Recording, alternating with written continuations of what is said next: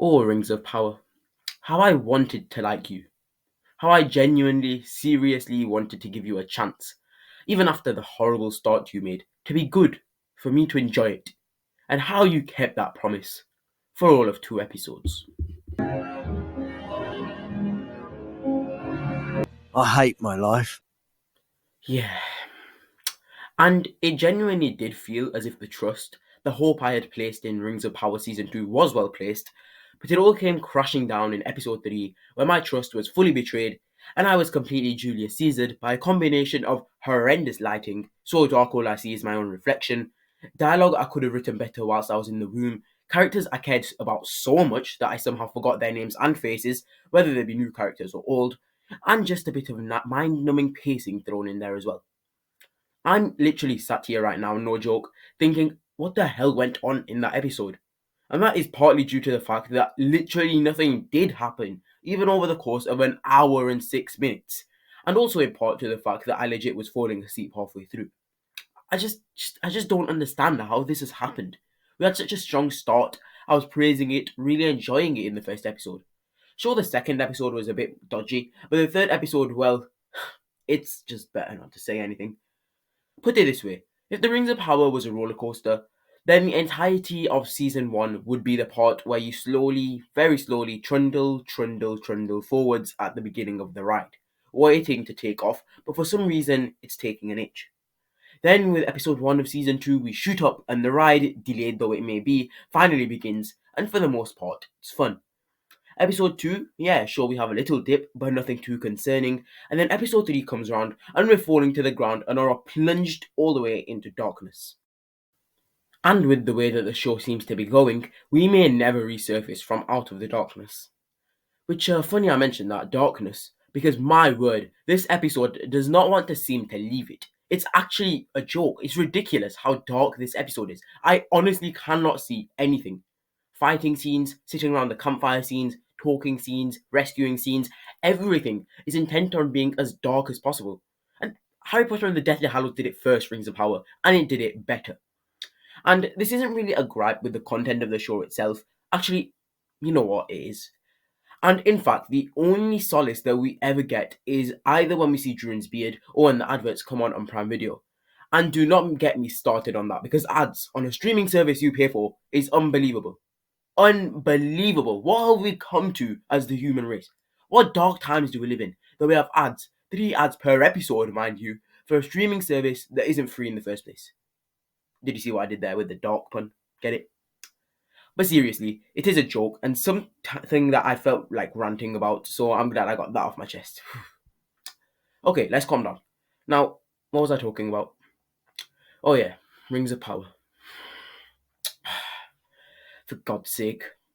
Well, there's no getting around it, I guess, so let's get into episode 3 of The Rings of Power Season 2 and dissect this snooze fest of an episode. So we begin with this horse, Beric.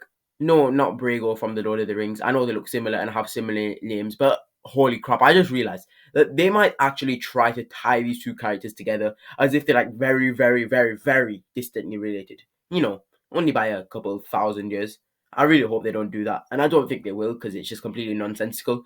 But considering some of the other nonsensical stuff Amazon have done in the past on this show, I would genuinely not be surprised. Anyways, finally back to the episode. He finds and rescues Isildur, who, surprise, surprise, is not dead. Okay, can we talk about how unfathomably stupid this is? Just come on. Essentially, in season 1 of this show, the writers pretended to kill Isildur off and ended the season with him not returning, so we all thought he was dead. But I mean, just how stupid can you get? Even the most casual Lord of the Rings fan knows the name Isildur, how he is the one who defeated Sauron in the War of the Last Alliance. You're not fooling anyone, Amazon. So why they spent so much time pretending like he was dead, trying to build tension even in this episode, is beyond me. I've already had enough, and we're barely 8 minutes into the episode. To the 1 hour and 6 minutes episode, might I remind you. I just don't understand either where all that positivity we had from the episode, where is it gone? What happened? From episode 1 and 2, all of it just disappeared.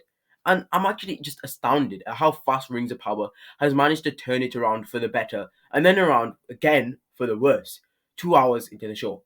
Now can we please get on with this episode?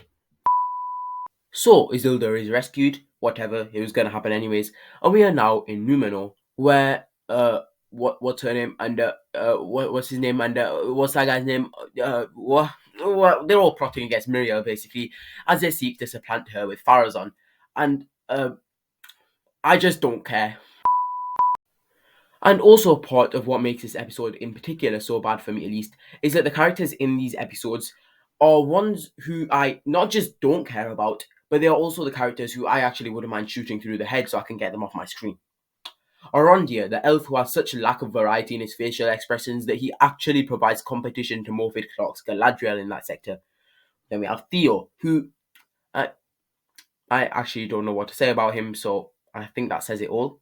Then we have Bronwyn, who she's dead. I'm not kidding. I was so confused for a minute as to why Bronwyn was dead, but it just turns out that the actor didn't want to continue on in season 2. So good call on her part. The rest of these actors need to do that, man. So she's dead. Then we have Pharazôn, an interesting character in lore, and his family who, yeah, who the hell are these lot? That's probably my main thought right now. So yeah, not very good, is it? I mean, this episode really is scraping the bottom of the barrel with these lot. Forget that, actually. It's picking splinters off the bottom of the barrel with these lot. But now then, let's go back to how we usually do these Rings of Power reviews and go through the different storylines we have in this episode. So we firstly have Isildur's storyline, where he is rescued by Beric and then found by Theo and Arondir. This storyline is pure torture. It is impossible to get through, just the pure boredom induced through the scenes with Arondir and Theo, some of the most dull characters in TV history. It's really a struggle. And I never really enjoyed Theo's character, or Arondir's for that matter, and my word, they are not any better this time round. We are also introduced to this fine lady who stabs Isildur in the leg. What her name is, I cannot tell you since they probably mentioned it once, and that one time they did mention it, I was half asleep. She just shows up at points through the episode and not really doing anything and sharing her sob stories, and I still can't see anything. Sorry about that. Also, someone please tell me her name. Actually, you know what? I really don't care. Let's just keep moving. We then have Durin and Disa with their own quiet little thing going on in regards to the Dwarven Rings of Power, which Celebrimbor has suggested. And I am telling you, when I say this is the only interesting thing that happened in this entire episode, I promise I'm not lying. And even that storyline is just pure boredom. I forget it. This entire bloody episode is absolute rubbish. Why do I even bother? Moving on, then we finally have our Numenor plot, the first we've actually seen of the Numenorians in season 2, and finally, I can actually see something.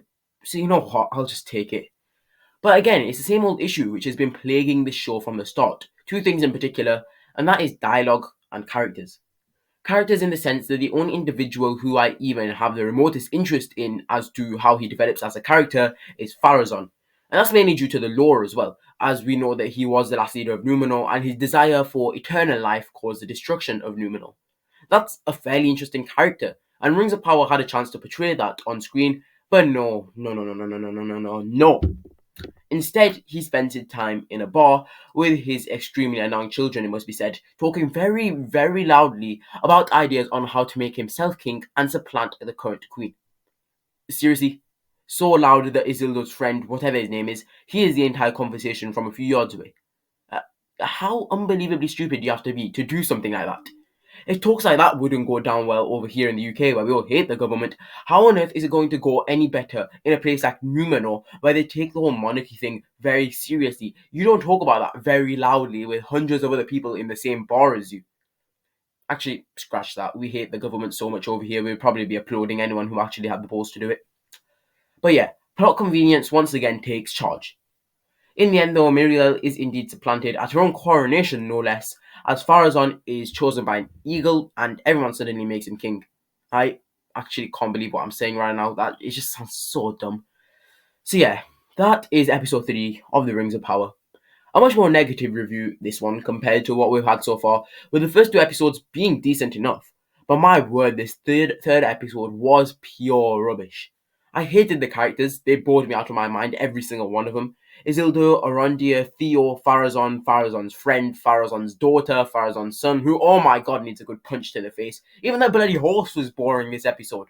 The only thing I liked was the Anatar and Celebrimbor relationship, as they worked to convince Durin and Disa to make the Dwarven Rings. But other than that, there's not much at all. And I suppose that this episode did have to happen. We did have to have an episode where we focus on the characters such as Isildur, Arondir, Farazan's crew, all the ones we really don't care about. But it's not just that. The show is horrible to look at, firstly, with half of these shots being complete pitch black. The characters are boring, as I've mentioned multiple times. The dialogue is once again so horrible, and plot convenience takes charge.